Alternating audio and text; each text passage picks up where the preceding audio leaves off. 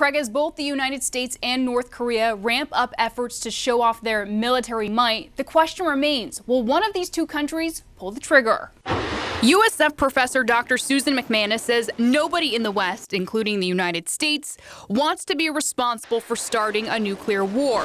But it doesn't appear that either North Korea or the U.S. is backing down.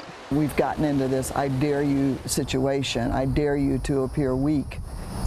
And that's what's scary to our allies as well as to a lot of Americans, especially those on the West Coast and in Alaska and Hawaii. Last week, the U.S. deployed an anti-missile system to South Korea in response to the North's increased nuclear and missile tests. It has nearby countries like Japan and China on edge.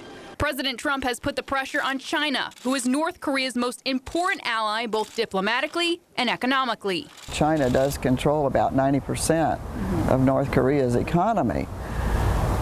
The bottom line is sometimes the economics mean the most. I mean, economic insecurity is one of the biggest fears of countries.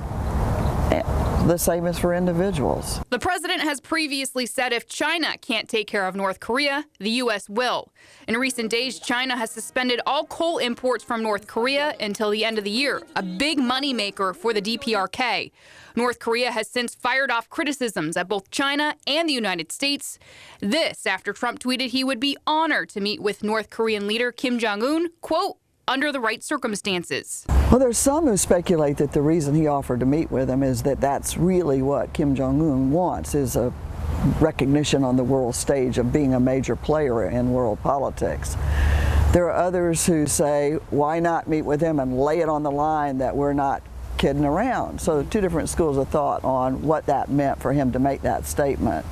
The truth is, nobody can predict what will happen next. McManus says the current situation is reminiscent of the Cuban Missile Crisis.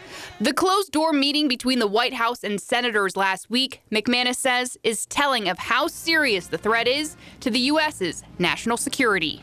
This is a situation where uncertainty is at the top of the list. Uncertainty in terms of how far leaders will go, uncertainty about the leaders' goals themselves, but uncertainty mixed with terrific fear that the world as we know it, with one push of the button, could change in a flash.